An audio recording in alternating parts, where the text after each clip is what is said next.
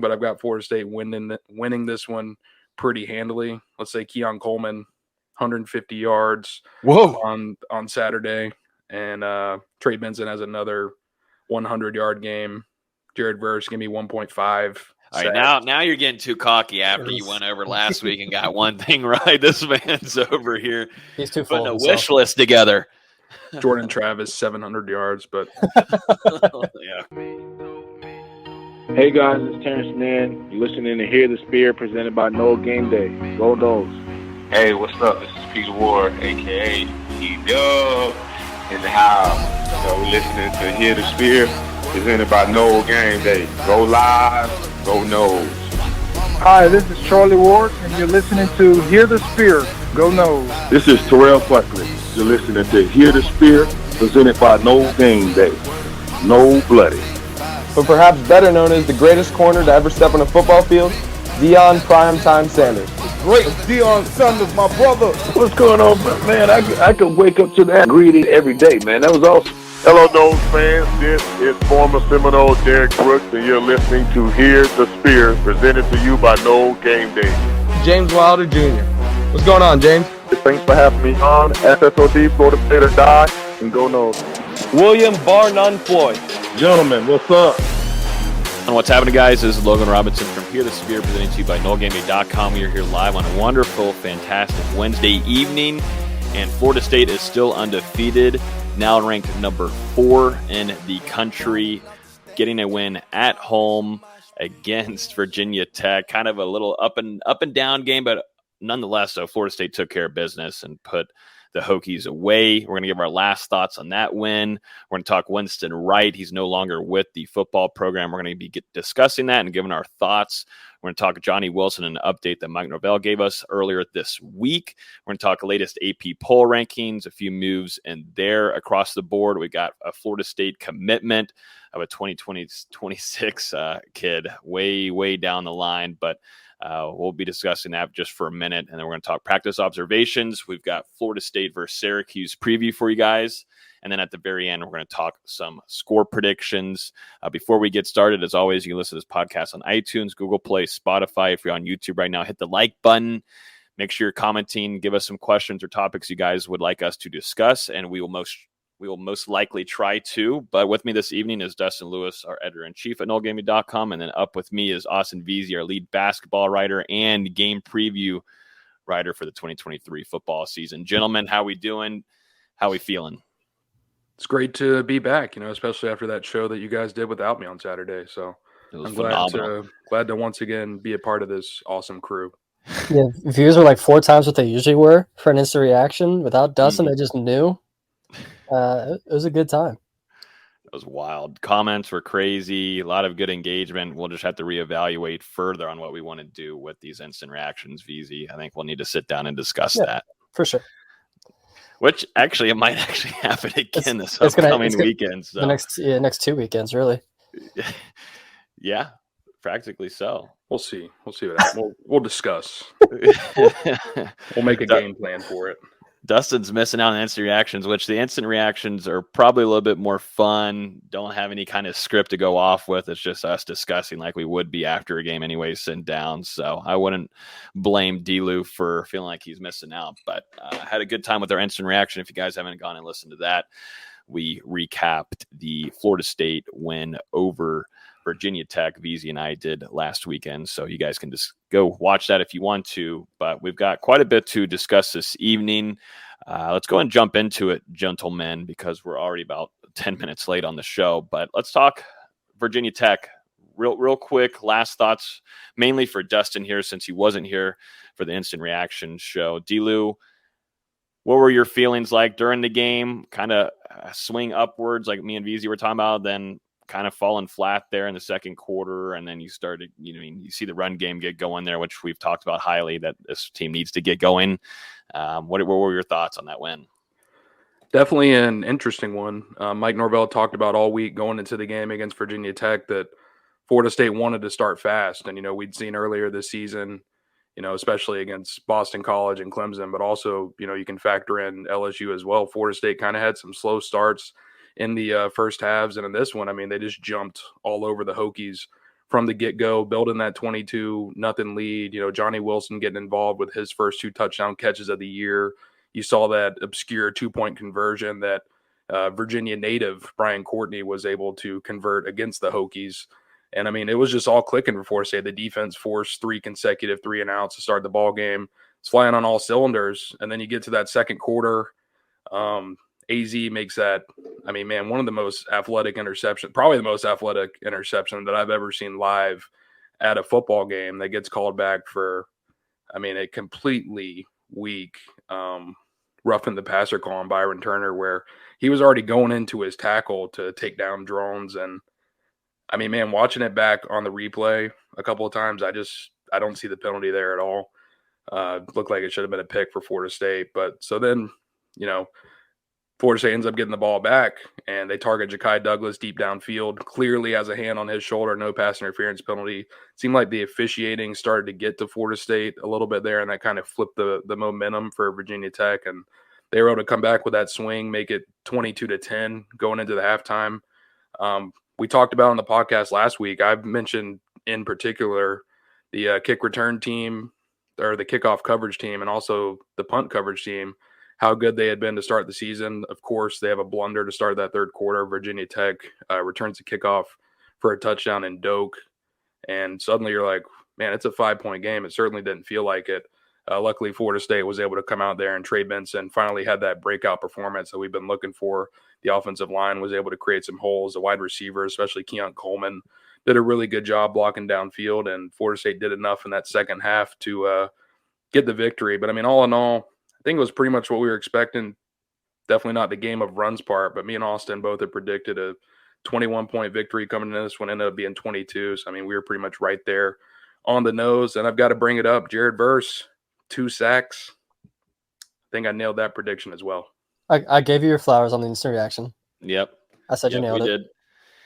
Yep, we made sure to give you your credit as due deserved, that he did go off and we all needed those sacks to happen eventually. We were kind of pressing on it, but Jared Verse getting into his groove there is really good for Florida State. And you just wonder too, we already know the stat lines that he puts up outside of just a sack number, but I do wonder if he just kind of cracked off something there to where now we're going to see a really intriguing player with Jared Verse and getting to the quarterback more, because that's something Florida State really needs, and definitely going through the rest of the season, they would love to have him in the backfield more and causing havoc and getting these tackle for losses with the sacks. So it was really good to see Verse disrupting. I thought too, looking back on some of the film as well, Joshua Farmer had a good day. He was really disruptive, just doing what he does best and just getting through on the bull rush. And he's just got so much strength, and he's got such a strong base. You see it in practice every day, D-Lou, and I've seen it in camp multiple times, but his strength is just at a different level, one of the strongest on the team. The defensive line in general was extremely physical in this game. I thought Florida State clearly won the battle at the line of scrimmage on both sides of the ball. And, going over to the offensive line in the trenches, I don't think it was any surprise. It wasn't a coincidence that Florida State finally started to get that running game back on track with Robert Scott coming back into the lineup. And, we mentioned on the show last week as well, or at least I did, and wanted to keep Darius Washington out there despite having these guys get back into the lineup. They did. He had some reps on the left side, and then it eventually ended up settling in on that right side once Robert Scott got into the game. And we'll see if that's something that continues. But, having that core four of Robert Scott, Darius Washington, Maurice Smith, and Dimitri Emmanuel, and then, Casey Roddick ended up playing every snap at left guard in this game. If they can figure out that combination there and get some consistency going, and this is about the time last year that Trey Benson really started to hit that stride for the Seminoles, it'll be huge if they can keep the running game, the consistency going now week to week after this huge performance against Virginia Tech. Yeah, I thought Darius Washington did a really good job out there. I don't have the PFF grades in front of me to back that up, but I just thought he did good things. I thought Florida State did some things offensively with their whole offense, just getting things spread out to not have things so muddled up in the run game. It just looked much cleaner and much smoother, and that's something we've been talking about for the last month, really. It's just kind of cleaning things up on the interior for that running game. And we don't need the PFF grade for Darius Washington. He did get named the ACC's Offensive Lineman of the Week, so I think that says it all right there. And he didn't even start the game, or actually, yeah, I guess he did start the game. Yeah, he did. Tackle. But just nice. The versatile Darius Washington. I mean, you can move him all over that offensive line, and he'll continue to produce. And I mean, it says a lot. It's a guy that's been through a ton since he got to Florida State in 2019, and now to be this versatile chess piece that Alex Atkins and Mike Norvell can put anywhere, any given Saturday. That's huge for the developments up front over these past couple of years. It's just nice to have reliability on guys, man. Just be able to, if you can rotate like that, it just goes to show a lot of good coaching on the back end. But having experience there that you can plug in there is huge for Florida State and just helps out a ton. And continuing to have fluidity on offense and continued drives. And that's something that Florida State, if you look in years past, really lacked in and lost a lot of their consecutive plays getting downfield. And, with Darius Washington, I gave him a hard time once he got in there early during his career at Florida State, but I've been really happy to see him improve and continue to improve. And he's turned out to be quite a good leader too for that O-line. A lot of teammates respect him. You can tell Coach Atkins, he put out a tweet earlier this week, just talking about, him saying, hey, Darius, you're playing Saturday. And he's like, all right, sounds good. Doesn't matter what position, though, on the offensive line. He's about that action, and he's ready to get out there. And that's something that you just really like to see from Darius. You put him at center, you put him in the guard position, you put him at tackle. That's just something that he's a Swiss Army knife. And so really happy to see him get the accolade that he deserves. It's an undervalued trait for sure. There's a lot of guys that say they can play inside outside, but there's few that can do it at the consistent level that Washington can, from position to position, left side to right side, put them in at center if we have to for a little bit. I mean, that's a commodity in college football. I'm hoping he stays in the lineup whenever everybody's fully healthy, because Robert Scott's still dealing with some things. Bless Harris was out last game. I'm hoping that even when Bless Harris is back and Robert Scott's fully healthy, he stays out there, because I think he's just too viable. And like you mentioned the last couple of weeks, Dustin, he's just one of the best 5 offensive linemen, and you got to put your best guys out there at this point. We didn't really talk about this a whole ton, VZ, but there's a comment here from Witt talking about Lawrence Toafili's run there, and then also his acrobatic moves to get to the end zone. It just goes to show, I mean, this kid is unbelievable with the way his balance is. He's done it numerous times before. We saw it at Clemson earlier in his career, and then now doing this against VT. That this kid is special. It's wild. I don't know what he's doing on the back end of things. I don't know what it is. It's a special trait to have for sure. I've never seen a player like this that utilizes other players of the opponent to find more yards or get into the end zone. It's incredible, but a really special athlete, and good for Lawrence Toafili having a nice day as well. But Florida State getting that running game going is massive, and we saw Trey Benson get over those 200 yards last time to do that was with Dalvin Cook. So he's in a really big spot there, being alongside one of the best to ever do it, if the best probably to do it. And Garnet and goal, Dalvin Cook. Yeah, literally. So, major props to Trey, but, Florida State continuously trying to get some holes open, which I think you saw better of against Virginia Tech. And that's what they're going to try to do going into this upcoming weekend as well. And I thought it was really cool after the game. Trey Benson obviously got to speak to the media after that huge night. He actually got to break the rock as well. I don't know if you guys were able to mention that on the post-game reaction.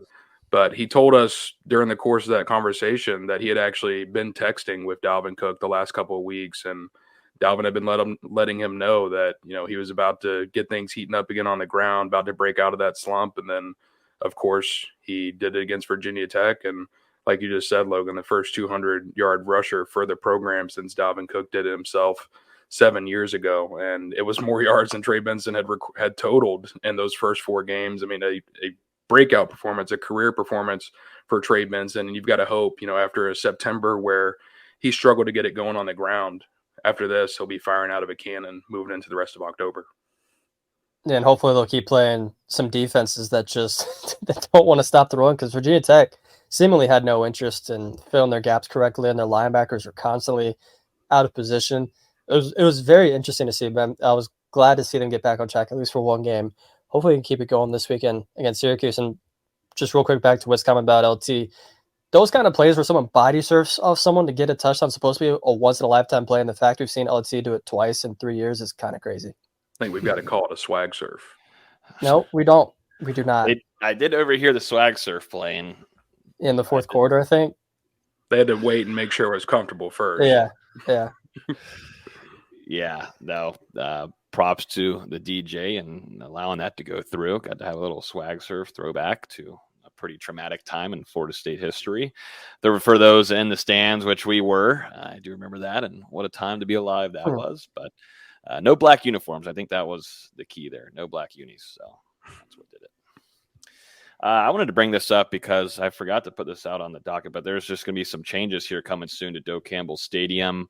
And if you're definitely a season ticket member or you're just simply attending any games, but Florida State, Doak Campbell Stadium, Michael Alford have been doing a lot of work the last couple of years and putting down some renovations and planning ahead for what's going to be happening. But Florida State is going to be doing some things here soon. Everyone sitting in the main stand bleachers will be asked to select a new seat location for 2024. I think one thing, at least on Twitter, I was seeing is that the West home side, where a lot of boosters sit, actually some of my family members hold some seats there that have been holding on to for 30, 40 years. The West sideline structure will be removed entirely. Rather than the space sitting empty during the rebuild, we will bring in a limited number of temporary chair back seats for the season. One thing on Twitter I saw the most talked about was the 7,000 temporary seats that will be holding on one side of the football field, which is going to be definitely a different feel for Doak Campbell Stadium in 2024 of next year, which is going to get interesting. Hopefully we'll get some more clarification on that. Maybe we'll get Michael Alford to come on here, Florida State's athletic director, to kind of maybe give us a better rundown on that game plan, but certainly going to have a different feel to Doak Campbell Stadium next year, gentlemen. Dude, that's interesting. I'm really curious to see exactly what it looks like next year, and especially because the west side's the home side, if I'm correct. So, it's going to be a little weird for there not to be fans behind the team, but at least on TV you see the visitor side. So I don't know. It's going to be interesting to see what it looks like next year. That's all you can really say about it. Hopefully they can get that construction done, and then whenever things reconvene in 2025, got a updated and very nice looking stadium to add on to the tradition that Doak Campbell Stadium already has. And I'm also curious to see what it does to the noise factor, because Doak's a very loud stadium, and part of it's just because it feels so enclosed. Now when you're taking out an entire sideline structure, maybe it quiets things up in there for a little bit. Yeah, they're going to be building down. I've seen some reviews and also some pictures made. What do you call it? Renders.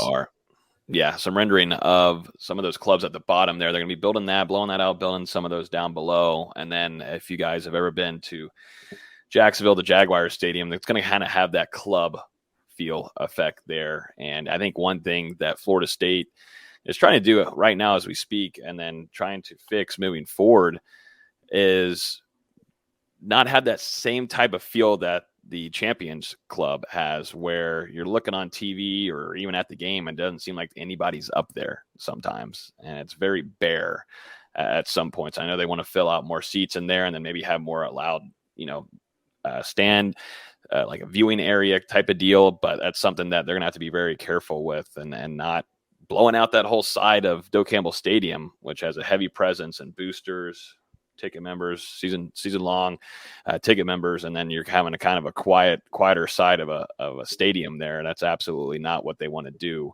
So going to be interesting what they end up doing. Like a comment on here saying only at that 7,000 seats on the home side for the entire season. Shaking my head.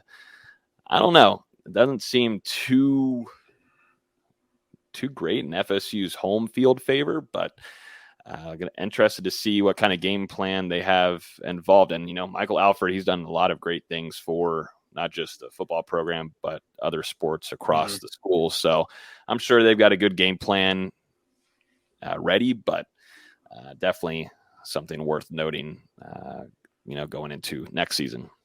There's some skepticism and some questions about how things are going to go, but like you said, Logan, you got to remember that Michael Alford is coming from the Dallas Cowboys and that was around whenever they were creating that massive new stadium in the NFL. So you've got to imagine that things are going to be done right at Florida State. Yeah, and especially when you've got games next year at home against NC State, North Carolina, Clemson, Florida. Those are some pretty big games that'll normally draw some big crowds. You got to get up for those games. And I wondered too about pricing. This could be a whole other discussion, but there's a whole lot of different things that go into this. And I'm just glad I'm not a part of someone behind the scenes planning all this. So I'm just going to sit back and just talk about it and act like I know what I'm doing and what should happen. So some other news, some big news here, guys, that we definitely need to discuss. And it broke, I believe, over the weekend. Was it, Dustin? I believe Sunday during the Celtics' first preseason game, right in the second quarter. How brutal timing for Dustin here. But Winston Wright Jr., the West Virginia wide receiver transfer, is no longer with Florida State football's program. We talked with Mike Norvell during Monday's press conference. He wishes him the very best. I think there's some things where Winston Wright knew with Ja'Kai Douglas coming back, Ja'Kai Douglas was going to get that starting gig in the slot, and he was going to see limited playing time there. And I also do think, like we have discussed this whole entire time on the show, Winston Wright was still trying to get to that 100% tick. I just don't think he was getting there yet. And I think he's kind of evaluating what he wants to do career-wise. But it seemed like from both parties involved, this was a pretty a nice separation from one another. And, Mike Norvell talking very highly of Winston Wright and kind of almost kind of getting a little emotional there, talking about Winston Wright, talking about his rehab and how much work he's put into getting back there just onto the field, but then also being available to play week 1 against LSU and play earlier in the season. He's had a long road after that car accident, already having rehab from his first injury. A lot of things has gone into Winston Wright getting back available for Florida State, but I think at the end all be all, he just knew there was going to be a lot of playing time over Ja'Kai Douglas and an uprising star, a young star with Dustin Hill. But Winston Wright Jr. no longer with the Florida State football program.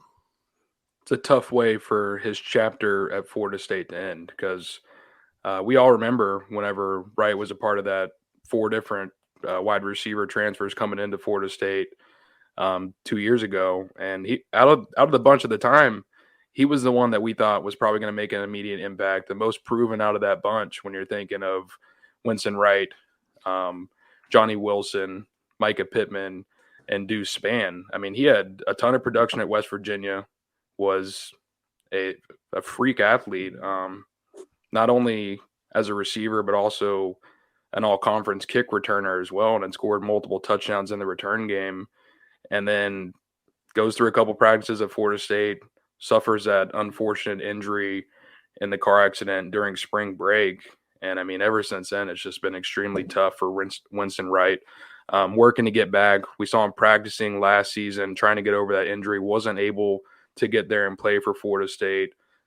Finally, after some more rehab, was able to get back on the field in the spring. And, I mean, you could tell that Florida State was taking it slow, but we saw some flashes continue to grow in the preseason. But, I mean, just couldn't consistently get all the way back from, I mean, an extremely tough injury to recover from.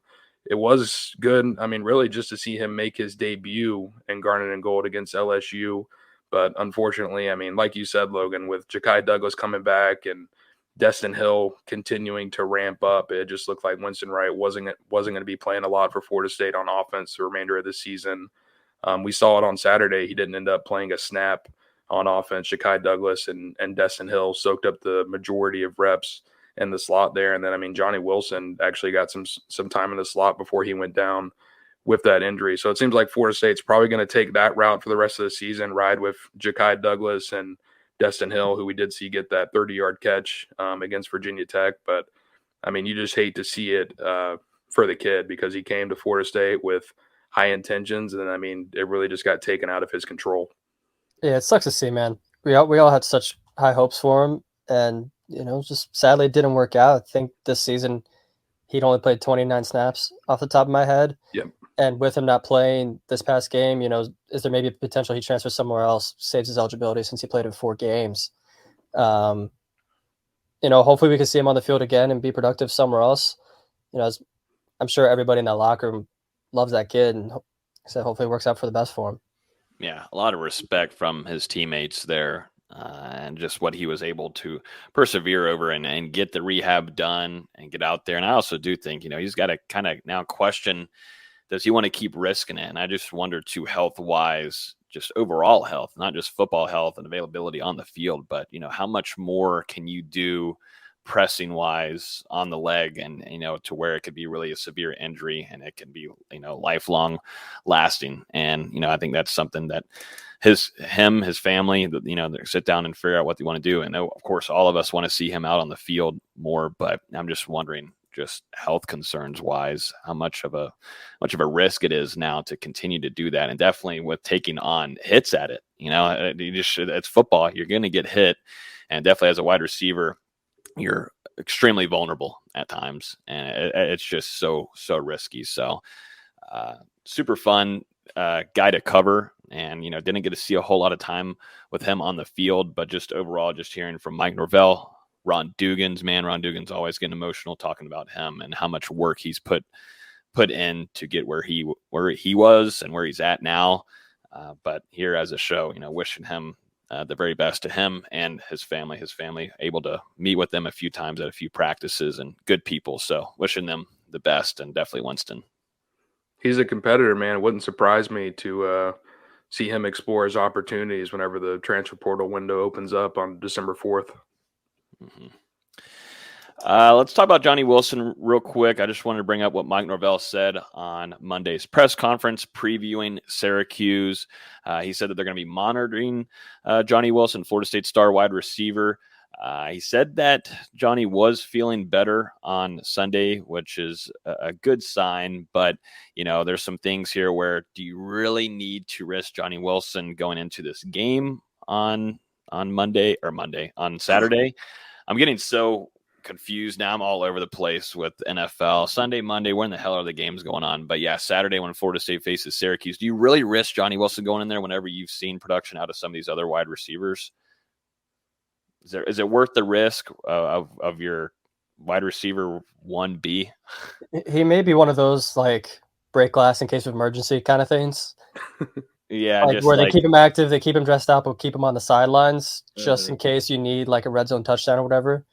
I'd actually prefer him not to play and give these other receivers a chance to get comfortable in the system, more importantly, get Jordan Travis used to these other receivers, because he's only strictly thrown to Keon and Johnny so far. So if he can get used to the Dustin Hills and get the timing back with Ja'Kai Douglas, because a little bit off on Saturday, if he can get used to these guys, then you add Johnny Wilson back in, just makes the offense more dangerous.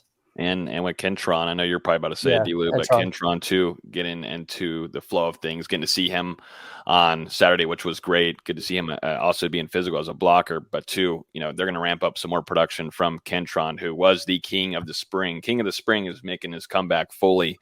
And so you add that in, and you're like, okay, I think we can allow you to sit on the sidelines for a game. Johnny, rest up.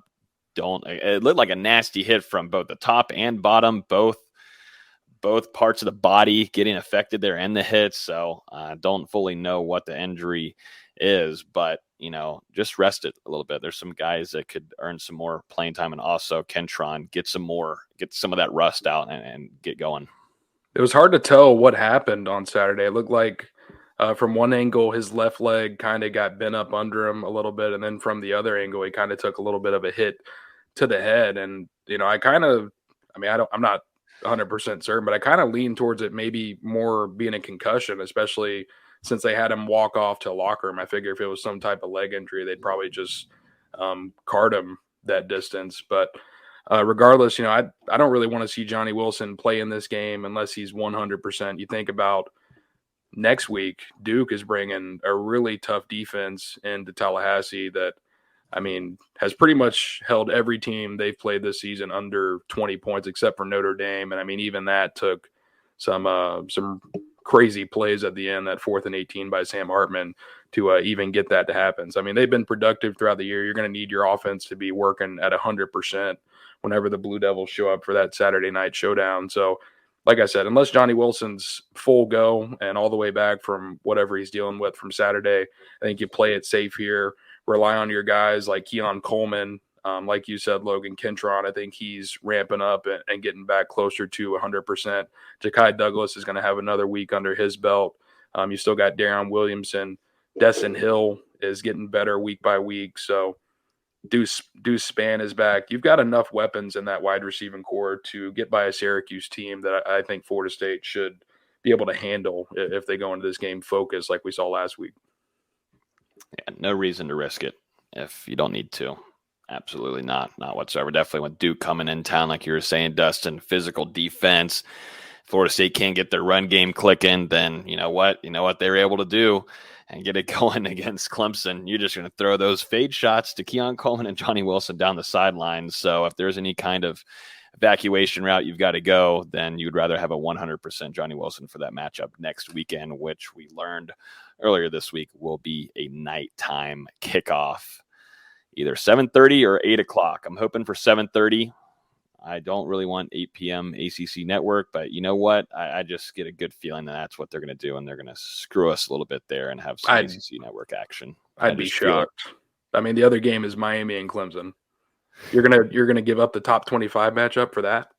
Come on, man. It's the ACC. It's the ACC. Think about it.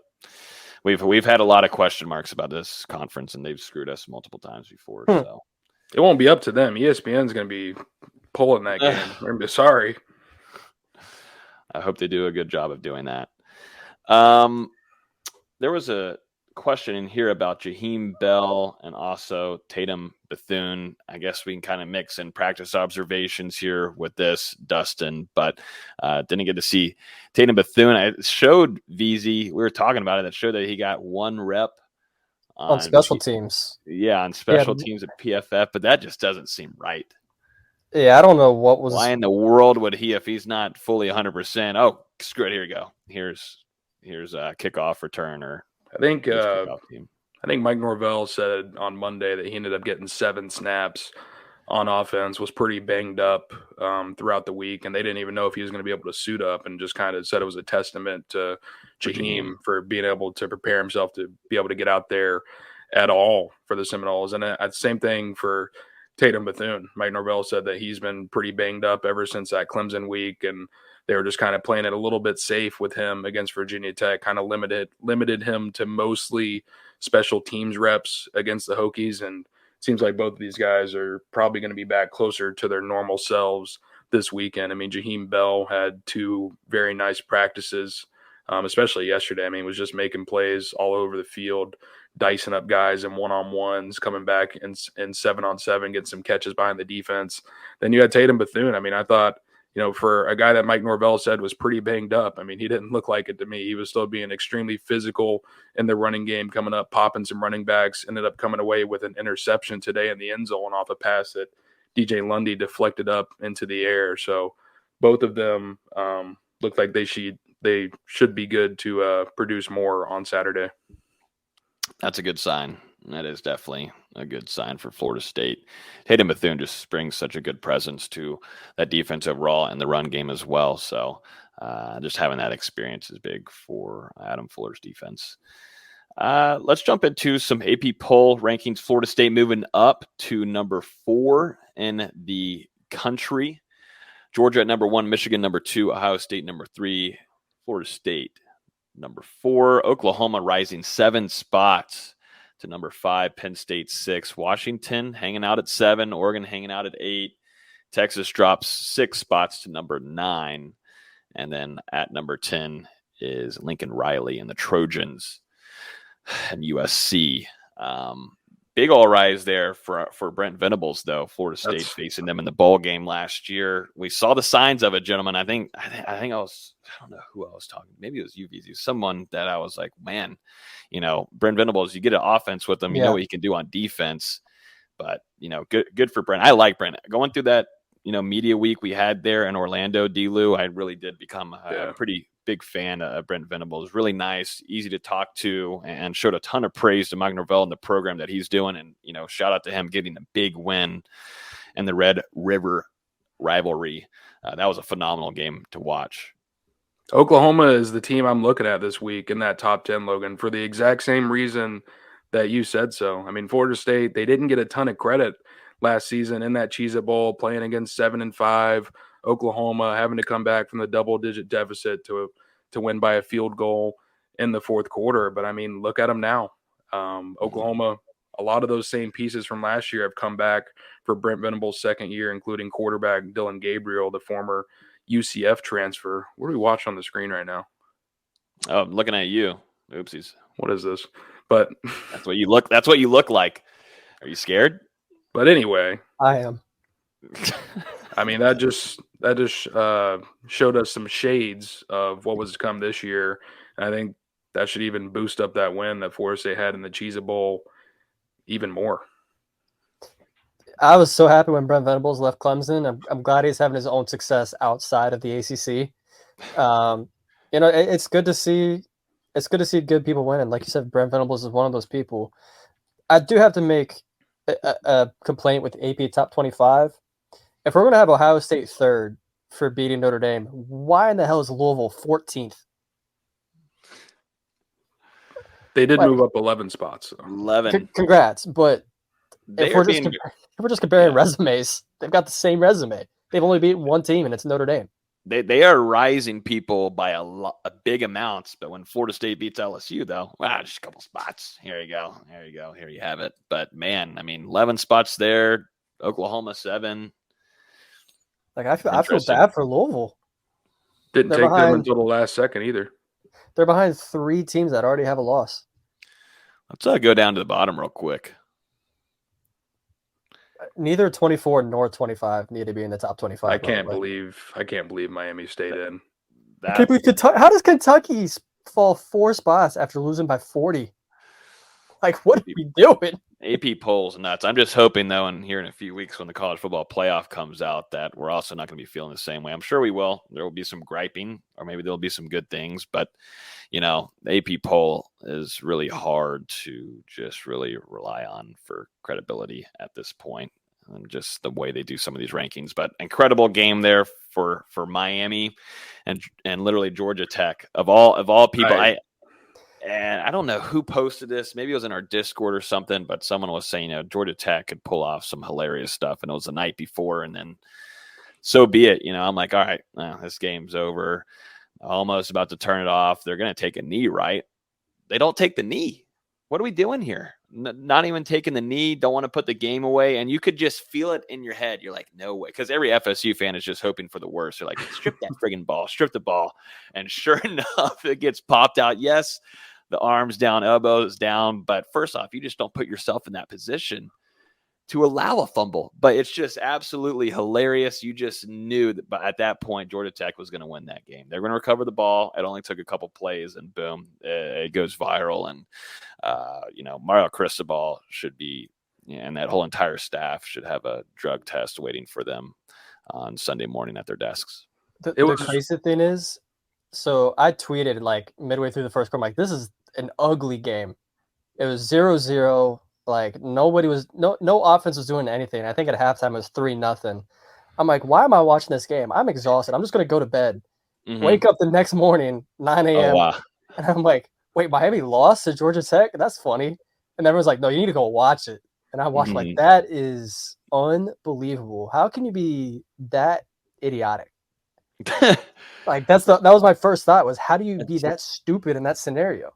I wish I could. If you're up 20, fine, but you're up 1 score. Take a knee and go to the locker room. What are you doing?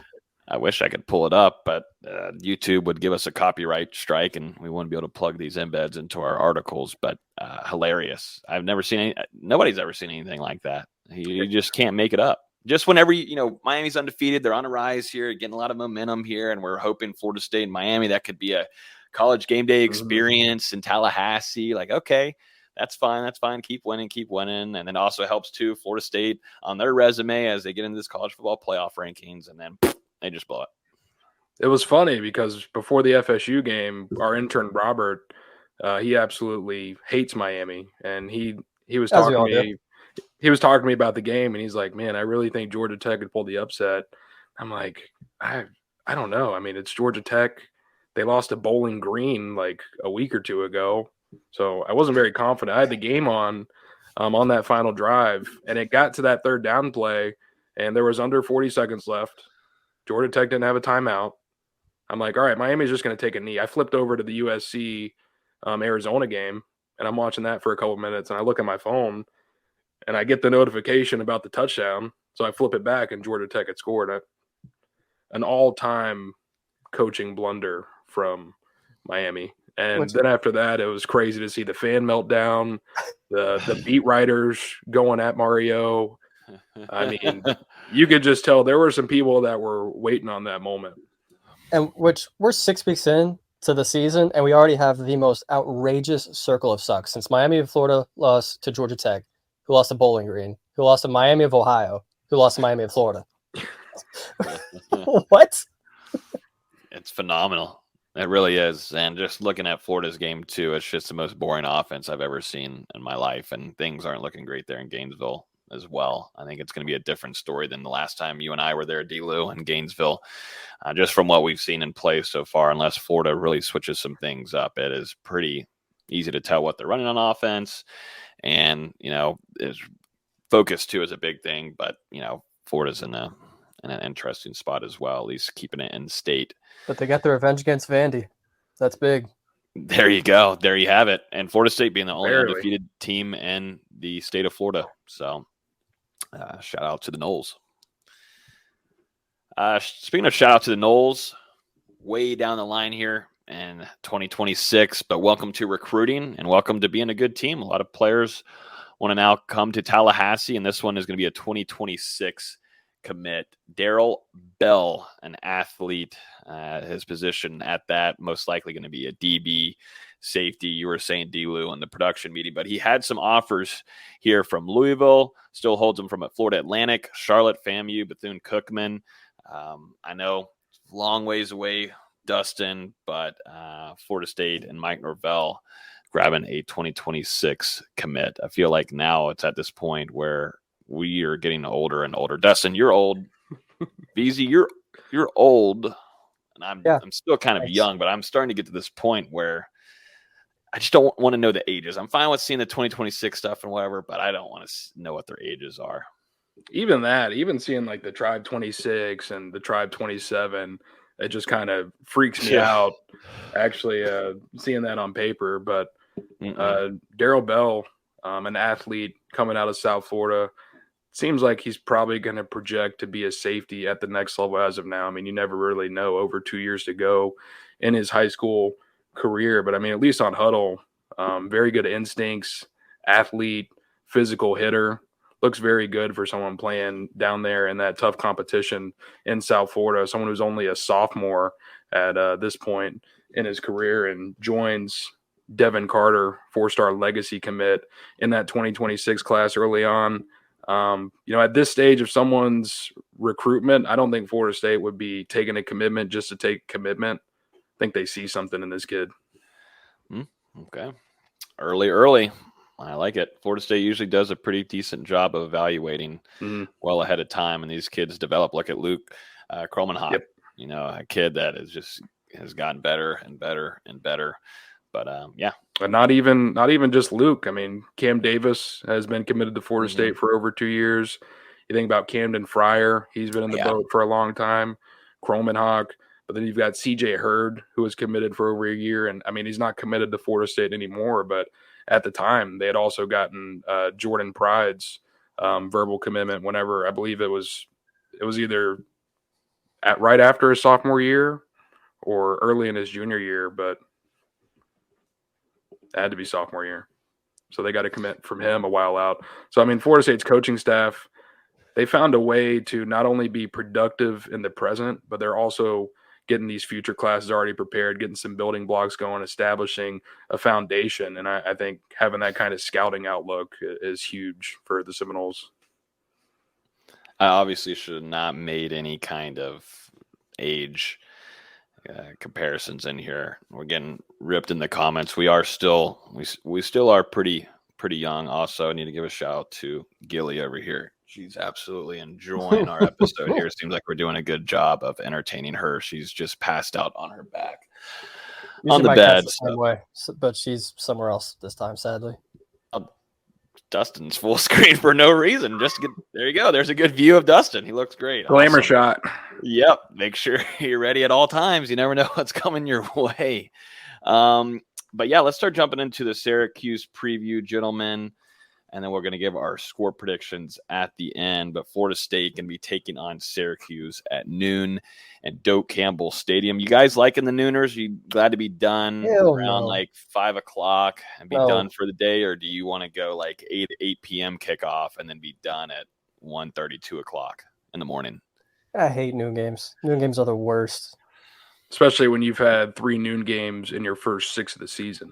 I mean, it's getting a little old at this point. I like sleeping in a little bit on my Saturday. 3:30 is perfect. I mean, I love a 7:30, 8 o'clock. I know we get home late after the game, but 3:30 last week I thought was great. I was able – well, actually, you know what? Did you get Whataburger on the way home? No, because the line was absolutely insane because it was family weekend. I was about to say actually 3:30 games suck because whenever I try to go home, the traffic was. See, there you go. Just awful. now they suck because of food. Give me a 10 p.m. kickoff.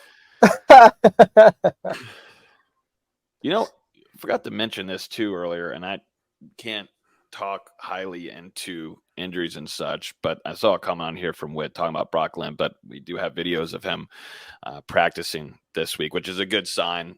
You know, Mike Norvell talked about it a little while ago, saying he wasn't going to be available. Things he's rehabbing in to get back better, but I just wanted to mention on there Florida State's freshman quarterback that a lot of people are really excited for and hopefully going to see a lot more of throughout his career at Florida State, potentially going into next season. But that was a good sign to see him dressed out and practicing this week in a couple of videos I saw and that we posted on socials.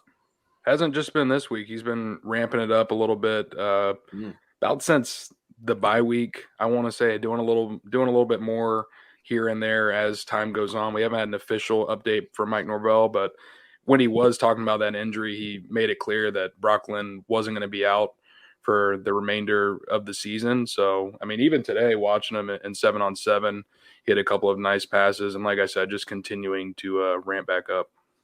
There we go.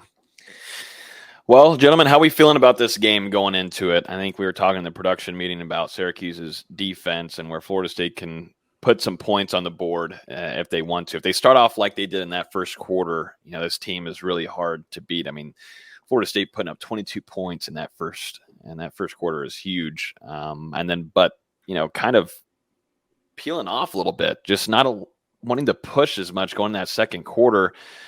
You know, penalties don't help. There was a lot of things that uncharacteristically Florida State was doing, not being strong with their discipline is what put them in that rut there to not put up some more points. But you would like to see Florida State have a strong first half and a second half. We just still haven't seen that out of this team yet. You know, we've seen some great signs. You saw it against LSU, what they're able to do in the fourth quarter. We're able to see now this last weekend, the first quarter against Virginia Tech. You know, you're just kind of wondering, when will we ever see, you know, Florida State have 4 strong quarters where they're able to put away a team early on, and you're jotting out, you know, Tate Rodemaker quite a bit earlier, seeing some more of those true freshmen that I think all of us want to see because they've shown signs in practices and some glimpses in some games. But, you know, just going into it, gentlemen, how we feeling and what will you be looking out for on Saturday afternoon? I think Syracuse, you know, they're coming in on a 2-game losing streak right now, winless in ACC play after falling to Clemson and North Carolina the past 2 weeks. Lost to the Tar Heels 40-7 on Saturday. I think they're going to come in with a little bit of chip on their shoulder. I mean, you can't afford to start 0-3 in ACC play if, you know, you're going to try and contend moving forward later into the season. They've got a veteran quarterback who this will be the 3rd straight year that Florida State has faced, Garrett Schrader. Dino Babers has extensive experience matching up against Florida State. So I think we're going to see Syracuse throw some interesting wrinkles there on offense to try and get those receivers involved. Definitely going to be trying to pound the ball and control the clock as well. But I'm also looking over at Syracuse's defense, first-year defensive coordinator Rocky Long. I mean, a legend in college football and a guy who knows how to run a defense very efficiently, is going to throw a ton of different looks out there at Florida State, bringing pressure from a variety of different areas, whether it's linebackers on the blitz, bringing in defensive backs, and then backing out of the blitz at the last second. It's going to be fun to see how Florida State handles that and how the offensive line is able to protect Jordan Travis, because Syracuse coming into this game averaging 3 sacks a game. Jordan Travis has only been sacked 5 times all season. One of those things is going to have to give on Saturday morning. It was interesting watching their last 2 games, especially against UNC. It felt like Syracuse's defense was so concerned about Drake May running that there's just so much open right behind the linebackers. I'm like, if you're afraid of Drake May running, have fun against Jordan Travis. And hopefully Jordan Travis is seeing these routes behind the linebackers in the middle of the field. Hopefully they can get the Dustin Hills and the Ja'Kai Douglases and Keon Coleman's involved across the middle of the field. There is so much space, and especially after Carolina was stretching them horizontally from the line of scrimmage first with wide receiver screens and stretch runs, and then finally just so much open up in the middle of the field. I'm like, if there's ever going to be a game where Florida State's finally attacking the middle of the field, it's going to have to be in this game. It's like prime for Jaheim Bell to really have a bounce back game, in my opinion, with the area being open for him. That and Ja'Kai Douglas, hopefully in the slot, making a bigger impact. And, you got to think Dustin Hill is going to continue to get targets as he builds chemistry with Jordan Travis. But as you guys said, I think this is the game where Florida State, they can work that middle of the field, and they're definitely going to come out and try and establish the running game early behind this offensive line. Mm-hmm. And stay disciplined too. Don't get out of what you were doing such a good job of from the latter half of last year and then the early parts of this year. Stay disciplined, stay smart. Don't overthink things. I think this team, something that's hurt them a little bit throughout the season, is just overthinking some plays being made, and it starts up top with Jordan Travis. Taking some easy shots is nice, and Florida State, they tried that deep ball there with Ja'Kai. I think it just showed right off the bat, his chemistry with Ja'Kai and them, a little rusty. They were able to click on quite a few plays last year, but try to get that fixed. So because Ja'Kai Douglas is a really good threat, and he's usually reliable for Jordan Travis, and that was underthrown. Those things can be fixed, but I would like to see that utilization more with Douglas. And like I said earlier, I think Bell has a chance here. To really shine in what Syracuse's defense brings on Saturdays.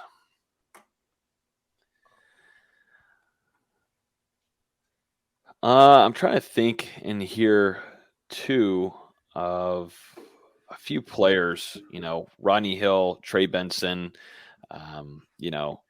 keep an eye out for a few other players as well on the defensive side. Azrae Thomas, he showed us, like you were talking about Dustin earlier in the show, big time interception. I'm also keeping an eye out too on Conrad Hussey, how much we'll see of him, just evaluating Kevin Knowles' play and seeing if Conrad Hussey is able to jump in there more. It just seems like from the staff's perception of both young players, Dustin Hill and Conrad Hussey, those two are really taking a charge on getting more playing time and opportunities. And I would not be against seeing more of Conrad Hussey, obviously Dustin Hill as well, but seeing Conrad Hussey out there, he's shown a lot of signs of growth just off of the first day. Remember, this kid was not an early enrollee. He showed up the first day of fall camp and was making plays, and you can definitely tell he's been in the film room. He's putting himself in the right spot, and he had a lot of flashes this last Saturday. I would not be against seeing the young true freshman safety. I've been very impressed with the trajectory that Conrad Hussey is on. We all remember he led Florida State in interceptions during the preseason, had a great showing whenever Florida State made that trek over to UNF with, I think, 3 interceptions in 2 practices. And, I mean, he's just continued to grow then. Obviously started out the season in a little bit of a smaller role, but has just continued to grow over the last couple of weeks. And we saw it with that breakout performance against Virginia Tech, where he was able to have that massive hit and force an incompletion, ended up finishing with 3 tackles, had that forced fumble at the end of the game there as well to kind of seal the deal for Florida State. So Conrad Hussey has come along, especially in a defensive backfield where there have been some consistency concerns at times, and teams have been going right at Kevin Knowles and really trying to test him. I think you've got to play Conrad Hussey more opposite of Shyheim Brown and see if these two can get some real chemistry going. I'm looking at the linebackers because after Gadsden went down for Syracuse, they don't really have a huge receiving threat, and it's been the running back has been their most targeted guy these last couple of weeks out of the backfield. And Garrett Schrader is also capable of tucking it down and running himself. So hopefully you get a guy like Tatum Bethune back to close to 100%. Him, Kalen DeLoach, and DJ London can be playing at a high level. And if you can stop Allen and you can stop Schrader, I don't see a way this offense can really sustain drives. And you bring up a good point, Austin. Once again, another dual threat quarterback on the schedule. Now Schrader, he's a Dual bigger, threat's a stretch. He's he can run. He's a bigger dude, 6'4", 225 pounds, more in the mold of a guy like Drones last week than someone like Castellanos earlier in the season. But I mean, he's got close to 400 yards on the season. I want to say 7 touchdowns on the ground. I mean, he's definitely a threat and someone that Florida State is going to have to be aware of. Whenever they played against Syracuse last year, he was pretty limited at the time, wasn't able to do a ton with his legs, and I think that played a big factor in Florida State. I mean, just absolutely running over Syracuse 38-3, but this time around, a lot healthier coming into this matchup. Syracuse this year is one of those teams where you see the stats, you're like, oh, Garrett Schrader's run for 400 yards and 7 touchdowns. And then you look at their last 2 games against North Carolina and Clemson. Against Clemson, Schrader had 24 yards against Clemson, and I think he had 28 against Carolina. So what are we looking at? Is that a plane? It's a picture of Garrett Schrader. He's a pilot. Oh. I did not know that, I guess. And it's him with this plane right here. I did not know. I was just looking at his size. Piloting the Syracuse offense. Yep. Yeah, fun fact of the day there for our Syracuse is just one of those teams. Syracuse is just one of those teams where their stats are so inflated by playing Army and Purdue and 2 other teams at the beginning of the season that don't even matter. Once you watch these last 2 games against Clemson and against Carolina, it's just really not that good of a team, at least as of right now, especially without Gadsden. They've definitely struggled in these last 2 games against Clemson and North Carolina, finished with under 300 yards of total offense in both those 2 games, only 21 total points the last 2 weeks. So, I mean, this is going to be make or break for Syracuse. They're either going to come into Tallahassee and put on a little bit of a competitive game with Florida State, or they're going to roll over and get blown out early. I would like to see Tatum Bethune versus Garrett Schrader big hit moment. That would be a collision right there. 225, Tatum Bethune. It's not like Schrader's been throwing well either the last couple of weeks. 124 yards last week, 181 yards against Clemson, 2 total picks. I just don't see maybe I'm wrong and maybe I'm completely jinxing the defense. I just don't see a way Syracuse can sustain drives unless they're hitting crazy explosive plays, which they started out the season doing that. Mm-hmm. But in the last 2 weeks, I think they've only got 9 or 10 total plays of 10+ yards. Like they're just not that explosive offense that they were in the first 4 weeks. That's what it's going to take. Syracuse on the year, 32 plays of 20+ yards. That ranks 33rd in the country. But like you said, Austin, I mean, they've been pedestrian the last 2 weeks, playing against a lot better defenses than they did those first 4 games of the season. And, I also agree with what you were saying, Austin, that some of those numbers are a little inflated with what Syracuse was able to do on offense. But at the same time, we've got to see this Florida State defense play a complete game. For sure. And you can go back to last game of Florida State's defense and be like, oh, they're giving up big running plays, and they were hitting Virginia Tech had those explosive plays at times in the game, but they still only allowed 10 points on defense. When it came to it, they stepped up, and even those 10 points, you could argue, shouldn't have mattered if you throw in the roughing the quarterback, which, as you mentioned, was BS. If that's taken away, that they only get 3 points. So I thought the defense overall played pretty decent. They just need to be a little bit better, and this is a good opportunity to do that against a team that's not as good running the football. Mm-hmm. Yep, having that pass rush too, getting that clicking as it's been would be nice to see again, and back-to-back weeks, and see that pass rush from the inside that we've seen rip through has been nice, but also on the outside. You see Gilbert Edmond, you know what you're getting out of Jared Verse. Pat Payne, too, who had a nice game. Florida State continuously trying to bring that defensive line pressure to Schrader will be good, and they were able to do that last year, and we'll see if they're able to do it again and back-to-back seasons with Adam Fuller's defense. But you got to stay consistent there. That's the biggest thing. And to that point, Schrader has been sacked 14 times already this season. That includes 2 games where he was sacked 5 times.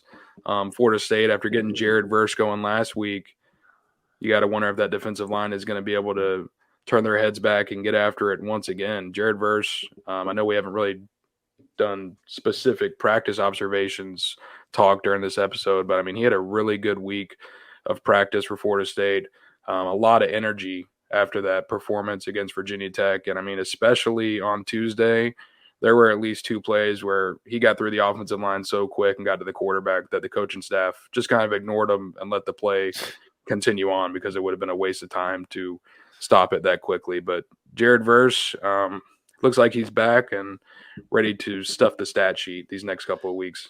I mean, the defense was already getting after the quarterback last week. I know they only ended up with versus 2 sacks, but they ended up having 15 total pressures across 9 different players. So they were getting after drones last week, and I think Schrader's just going to be another opportunity this week. I think one thing that Jared Verse, one of his best talents is his speed. But I'm also now kind of wondering what the size added on. Like, this is going to be more of a thing after the season because he's already got the size. But, I like him a little bit more trimmed up. I've come to find out. I like him a little bit more slimmer, and I think that's something that scouts going into the combine and everything, he'll trim up definitely once he gets into the league. But, he's just got the power, though, that at some point you just can't stop after rep after rep after rep for these tackles. So he's able to take advantage of, but you can just see the little bit of a lack of speed, in my opinion, from last year going into this season. So just something different than you're going to have to put another player out there. I think Gilbert Edmonds more has that athleticism, and you know what you're getting out of Pat Payton, but just something I've observed watching games, and I can definitely tell and see a difference from last year. It just depends on what kind of player you want, or also what his duties are and task management, assignment management from Coach JP, and what kind of scheme they're bringing to the offense they're going against. I do think he's been really good at timing the snap count lately. I mean, especially the sack against Virginia Tech. I mean, he was already in the backfield before the left tackle could even react. So, I mean, even if you can say maybe his speed has gone down a little bit with the added weight, I think his overall game has improved because he's just become a lot smarter, has better instinct. More tactical and technique-wise has improved. And I said on the instant reaction, there was one play in the first quarter where he just smoked the left tackle off the line, but it ended up being a run play. And he pointed at the left tackle, he's like, "I'm going to get you one of these times." And he ended up getting him a few quarters later. But he's definitely worked on his get off. Yeah. So definitely some things that he'd worked on during the off season, and I'm just so excited to see which team picks him up at the next level. I just think they're going to build a serious freak athlete and prototype for a guy that's going to stick in the league for a long while. There's just so many of his kind of build, I would say, in the league, but he's just got that natural talent that I know a lot of coaches are salivating over to get him on their roster. Let's jump into score predictions to end this off. I know VZ has just a few kind of basketball notes to end us off on, but just some score predictions, though, gentlemen. I don't remember who went first last week. I went. I'm pretty sure D was first. Oh, okay. Gotcha. Are y'all going to hold hands again? We'll find out. I'm glad I get to go first. I had a score in my mind already, and he sort of like, I'll just wait. I don't want to spoil anything. Uh-oh. Seems to be working, though. The second of 3 consecutive home games for Florida State, another sold-out contest in Doak Campbell Stadium. You've got the 1993 National Championship celebration during halftime coming for Florida State. And this is going to be a big weekend for the Seminoles. This is an overmatched Syracuse team. They've lost their best weapon on offense. I do think their defense is going to be able to make things interesting in the first half of this contest, but I expect some adjustments from Mike Norvell on offense and Florida State really to get things rolling here. I'm going to go a little bit lower scoring, but I've got Florida State winning this one pretty handily. Let's say Keon Coleman, 150 yards on Saturday, and Trey Benson has another 100-yard game. Jared Verse, give me 1.5. All right, now you're getting too cocky after you went over last week and got one thing right. This man's over here. He's too putting a wish list together. Jordan Travis, 700 yards, but yeah. Anyway, I'm gonna go Florida State 37, Syracuse 17. Wait, what was Florida State's? Actually, Florida State 37, Syracuse 13. Interesting. Oh, okay. So less than last week's score prediction, right? Yeah. Yeah. Okay. I'll go next, so then VZ can go last here for us. But I'm going to go Florida State. I'm kind of sticking with the same of last week, but I'm going to go Florida State 44, Syracuse 14. And I think we're going to see a little bit more of some Keziah Holmes in this one. I think we're going to get some more PT out of him. Long overdue, in my opinion, but would like to see some Keziah Holmes on Saturday. Not going to say his stat line, but I would like to see 26 out there for FSU. And two, I'd like to see, if J-Trav needs to utilize his legs, and man, watch out for those headshots. They're coming for you. And those slides, we got to work on those slides. We got to talk. He's got to talk with his brother, Devin, and figure out those baseball slides a little bit better, maybe more of an angle next time, not just kind of going like you're sitting in a chair, because man, you can get your head taken off. But hey, it brings in some nice flags for you and gets you a first down and more. But I think Florida State takes care of business. You got the 1993 alum in the house. It should be a fun time in Doak for a nooner, and I'm looking forward to it. It's going to be, I think it's going to be a fun game. Honestly, I think Florida State comes out ready to prove something. Like you guys are saying, I think they have a lot of energy just with the 93 champs in the house. They're going to live up to some of the legends of Florida State's past. Just watching Syracuse these last 2 weeks, unless they show something that they just haven't shown on film, I just don't see a way their offense is that successful. I'll take Florida State 44-9. Just throw out a weird score out there. Whoa. Just playing around now, huh? Yeah, just, just got to be a little bit different, We were too uniform last week with 41-20, and it ended up being a weird score. So, just throw out some weird things every so often. Yeah, you got to toy around a little bit. We haven't had time to have some fun like this last couple of years. So, enjoy. It's nice to not stress so much. I mean, knock on wood, some crazy Miami fiasco happens in Tallahassee on Saturday. But please God, no. It's just very nice to be relaxing and just kind of play around with some scores. Huh? Not on Mike Norvell's birthday week. No. That would probably not be the best idea. That would not be the best present for Mike at all. Second youngest ACC coach. I think 33rd in the country. 33rd. No, it was less than that. It was like 20 something. I thought it was like 22. I don't know. And Kenny Dillingham's like number one, right? Yeah. Don't forget to take a knee, as Tom says on Facebook. Do not forget to take a knee. Hopefully Tate Rodemaker or AJ Duffy. Brock Led? Who knows? Who knows who it could be? Someone's saying score got me alert. Has there really never been a 44-9 score? I feel like there has to have been. I don't know. It seems pretty unique, doesn't it? I don't know. Surely. Yeah, because 44 is a weird score to get. Yeah, but I feel like it's been done. But then you got to get 9. That's 3 field goals. At some point, how many field goals do you want to get before you start taking some fourth down shots? You know what I'm saying? Yeah. If it's like 30. Go ahead. I'm done discussing this fake score. There has been a 44-9. I found it. Okay. Gotcha. Thanks for lying to us, College Football Central. College Football Central in the comments. I'm gonna have to ask you to check your stats next time. We gotta have a chat with you. Before we hop off of here, though, guys, VZ, just some quick little tidbits on some basketball visits that we have for Leonard Hamilton. Just real quick. Last week, you had top 40 really prospect for 2025 come in to visit Alir Malouk out of Long Island. Very similar player to Taylor Bowen, who hosted him on the visit. I caught up with Malouk real quick this week. He said he really enjoyed the visit, and we'll see if anything goes from there. So far, it's his first visit and doesn't have anything set up otherwise for visits. Have to like where Florida State sits right now. But the big one this weekend, Carmelo Anthony and his son Keon Anthony will be on campus visiting Florida State. Obviously, it is against his dad's alum in Syracuse, but I'm told Keon's really high on Florida State, and maybe they make a good impression before he visits the Orange next week. It'll be interesting to see if Carmelo Anthony partakes in some of these photo shoots. Maybe see an NBA legend in some garnet and gold. I think that'd be pretty cool to see. Yeah, That would that'd be be cool. dope. And hopefully they'll be on the sideline for the game in Doak or something.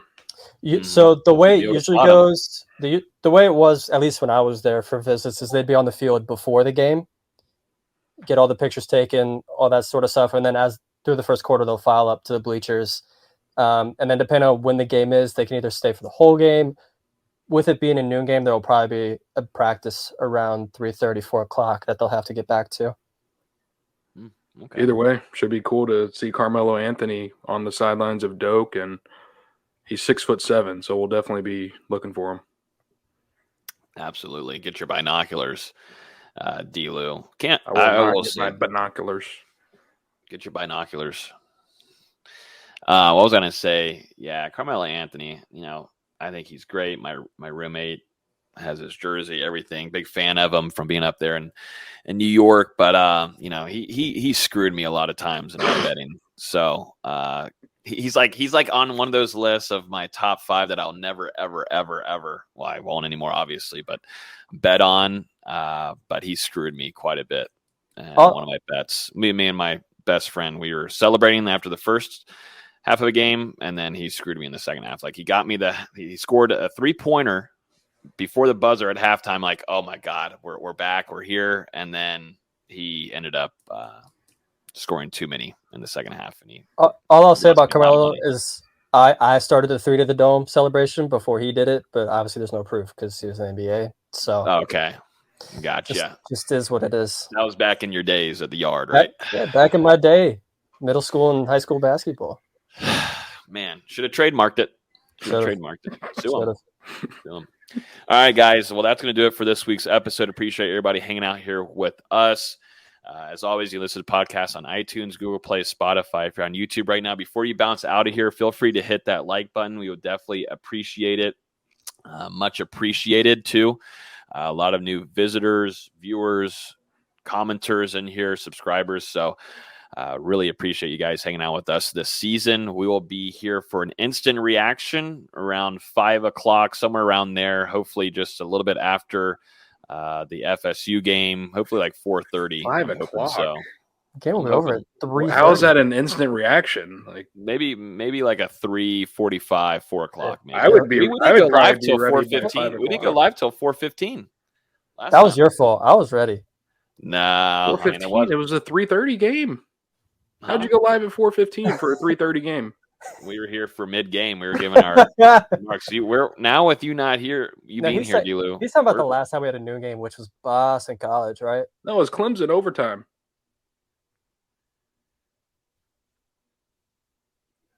I think he's trying to bring up the Boston College game.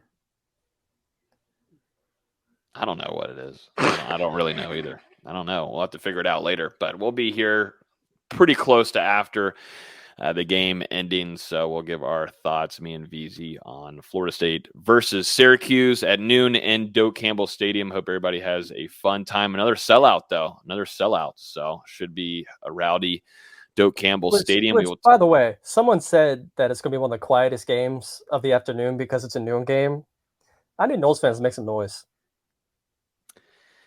Yeah, I don't want to grade it because I'm not there, but Dustin, get them going, man. Get Doak going. Just seem I'll bang bleakish. on the glass. I'll do my best. Get them riled up. Throw out some Chick-fil-A to them. They'll get going. Yeah, it is kind of tough. Where's the Chick-fil-A coming from? We'll find some. He will. Yeah, I mean, it's hard for the student section to get going, man. They're hungover from after Friday night. You're going into a game, been there before. It's not the most fun, but you got to get there. You got to bounce back. You got to bounce back in these situations. So I need to see the student section. I think Mike Norvell too. Shout out the crowd. Said he needs to have the crowd going here on Saturdays. So maybe a little shout out to the Seminole fan base to get a grip. And I also saw too that it wasn't so easy to get into the stadium, and a lot of things were screwed up. I saw a lot of complaining from the FSU fan base on social media that it was not so easy to drive to the stadium, get into the stadium. So, we're calling out to the event staff and the No police more- department. And no more Yeah. punting stats. They don't need that on the scoreboards. Yeah, I saw they're not putting up the right stats on the video board. We gotta get a grip. What are we doing here? We gotta get a grip. It's too Gotta good of get a a grip. program. It's the number 4 program in the country. Wake up. Wake up. We'll talk to you guys after the game on Saturday. Peace. Mama told me not to sell word.